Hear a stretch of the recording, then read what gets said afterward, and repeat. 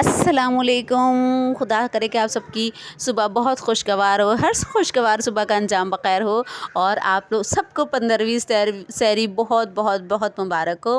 और मैं सहरी बनाने आ रही थी, मुझसे पहले ये छोटी दुनिया जागी होती है। इसने तो पूरे साल माशाल्लाह रोज़े रखे हैं और यही हमारा टाइम है जागने का। और ये देखें जी, ये समोसे पकौड़े जो हैं मुंह पर आना शुरू हो गए, मुंह पकना शुरू हो गया अब जो है। हालांकि मैं इतनी फ्राइड चीज़ें खाई भी नहीं है, मैंने ना बनाई है, ना खाई है, ना खिलाई हैं, फिर भी एनीवेज़ चलें, ये तो लाइफ में होता रहता है। सहरी की तैयारी करते हैं। सहरी में बस 2 लोगों की होगी, मेरी और हस्बैंड की। आज मेरा दिल चाह रहा था सहरी में चाय पराठा खाऊं और बहुत मुझे तलब हो रही थी कि क्रिस्पी सा पराठा हो और साथ में चाय हो, तो मैंने अपने पराठे को डबल लेयर्ड कर दिया था आज। और मैंने कहा थोड़ा सा ऑयली भी हो तो चलेगा, सारा दिन तो फिर भूखे ही रहना है ना, कुछ नहीं खाना पीना। तो फिर मैंने जो है अपने पराठे में डबल ऑयल लगाया। और हस्बैंड जो हैं वो बहुत कम ऑयल मांगते हैं, आजकल रमज़ान में तो बहुत ही कम मांगते हैं। ये हमारी अजीब चीज़ें हैं वैसे, हम सारा दिन फ्राइड आइटम खाते रहते हैं इधर उधर, और रोज़े में फिर हम कहते हैं कि वो, और पराठों के टाइम पर हम कहते हैं कि जी थोड़ा सा ऑयल लगाएं। जैसे अक्सर लोग जब डाइट पे होते हैं, सब कुछ खाने पीने के बाद बोलते हैं शुगर फ्री कोक पियेंगे। तो ये हाल हमारा भी है कि सारा दिन सारी इफ्तारी तो हम फ्राइड आइटम खाते रहते हैं, और जब सुबह सहरी की बारी आती है तो कहते हैं चिकना ही ना देना, चिकना पराठा ना देना, और ये और वो, ज़्यादा ऑयल ना हो। एनीवेज़ जो जैसे खाता है चलें, अल्लाह ताला सबको सेहत में रखे, तंदुरुस्ती में रखे। अपना पराठा बना रही थी, पहले का आटा गूंदा हुआ था, इसका मैंने अपना पराठा बना लिया था, लेकिन फिर भी थोड़ा सा बच गया था। और हस्बैंड को के लिए मैंने फ़्रेश आटा गूंदा था सुबह आज। सहरी में फ़ौरन उठ के मैंने 2:45 बजे उठी, आटा गूंद के रख दिया। फिर मैंने तहज्जुद पढ़ी और फिर मैं दोबारा जो है, मेरा बेटा उठा, मैं सहरी के लिए किचन में आ गई 3:30 बजे। अपना पराठा बनाया, ये मैंने आपको बताया पहले, दूसरा दिन आया शायद आज इस आटे को ये गूंदा हुआ रखा था, तो मैंने कहा चलो इसका मैं बना लेती हूँ। और हस्बैंड के लिए मैंने फ़्रेश आटे का गूंदा था, और बस इसमें मैंने डबल लेयर लगाई थी ऑयल की, और मेरा दिल चाह रहा था बस क्रिस्पी सा पराठा हो चाय के साथ और वो मैं खाऊं। और मैं तो इसी तरह पराठे बनाती हूँ, पता नहीं आप सब किस तरह बनाते हैं। और पहले मैं पेड़ा नहीं बनाती, कुछ लोग पहले भी पेड़ा बनाते हैं, फिर उसमें ऑयल या घी लगाते हैं और फिर दोबारा जो है पेड़ा बनाते हैं। मैं जस्ट आटा लेती हूँ, उसको थोड़ा बहुत सीधा किया और उसमें ऑयल लगा कर पेड़ा बना लेती हूँ, और बस इसी तरह बनाती हूँ। अब मैंने इसको डबल लगाना था, मैंने अगेन इसमें ऑयल लगाया क्योंकि मुझे थोड़ा सा क्रिस्पी करना था। मेरा घी ख़त्म हो चुका है, तो मैंने कहा चलो आज ऑयल से ही बना लेती हूँ। लेकिन ऑयल के पराठे इतने मज़े के नहीं होते जितने घी के मज़े के होते हैं, और वो क्रिस्पी भी बनते हैं, क्रस्टी क्रस्टी से बनते हैं। ऑयल के नरम पड़ जाते हैं, सॉफ्ट हो जाते हैं। तो पराठे का मज़ा, चाय पराठे का मज़ा कड़क कड़क पराठे में है।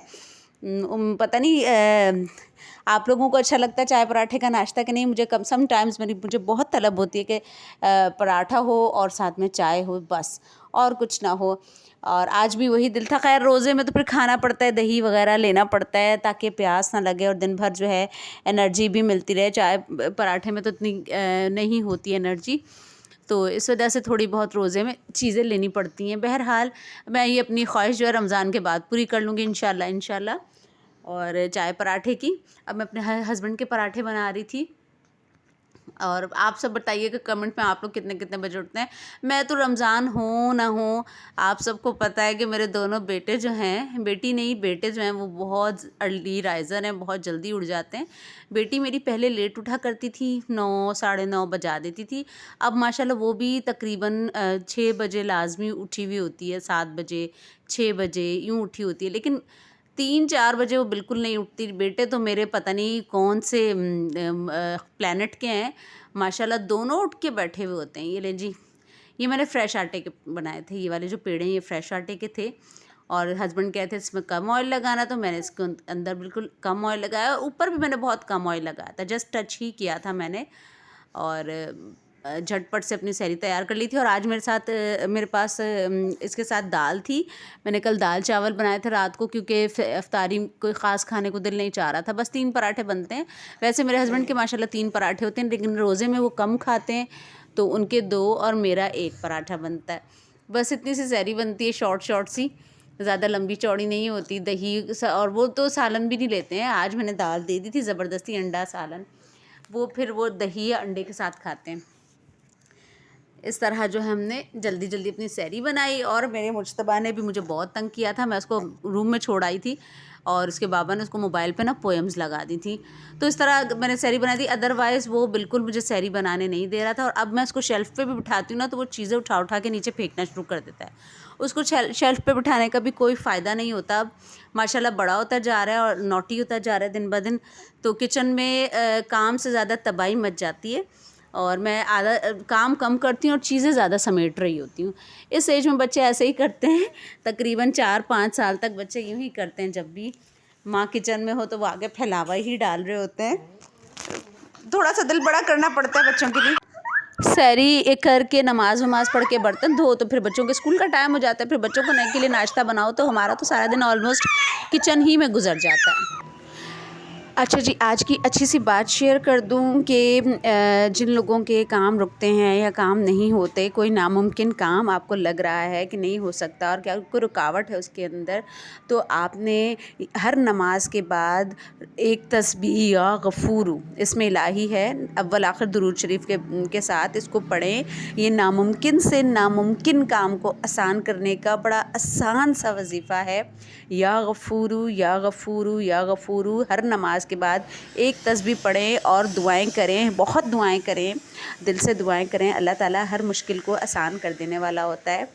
और हर मुश्किलात आती हैं, लेकिन कोई ऐसी मुश्किल नहीं होती जो अपने साथ अपना सलूशन या अपना हल ना लेकर आए। बस हम तो वक्ती तौर पे थोड़े से परेशान हो जाते हैं और उस परेशानी को दूर करने के लिए अल्लाह का बहुत ज़िक्र करें, अल्लाह को बहुत याद करें और अल्लाह ताला से मदद तलब करें। और मदद के लिए बहुत से अल्लाह ताला ने तरीके बताए हैं, बहुत सी दुआएं हैं, उनको पढ़ें तो आपकी मुश्किलात आसान होती जाएंगी, आपकी डिप्रेशन भी कम होती चली जाएगी और जो है प्रॉब्लम्स जो हैं सॉल्व होती चली जाएंगी। जो देखिए कुछ चीज़ें हमें बहुत कॉम्प्लिकेटेड नज़र आ रही होती हैं, पर by passing the time by time वो चीज़ें जो हैं सॉर्ट आउट होती हैं और अपने एग्जैक्ट टाइम पर अपने मुनासिब वक्त पे ही होती हैं।